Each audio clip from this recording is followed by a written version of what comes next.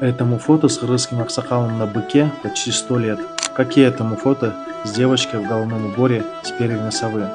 А так, в Дунгане 100 лет назад делали пельмени на Каракольском базаре.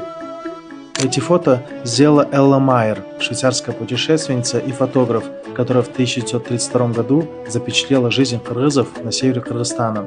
Вы только посмотрите на эти живые образы. Вот аксакал, продающий кымыс на вокзале Фрунзе. Женщина с ребенком рядом со шхуной в Балахчи. Шашлычник, где также продается и вино. Базар в Караколе с таким опрятным, смуглым мальчишкой.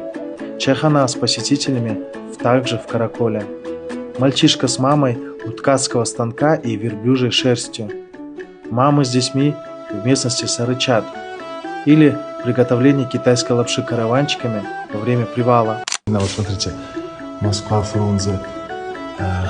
Видите, здесь Прунзе.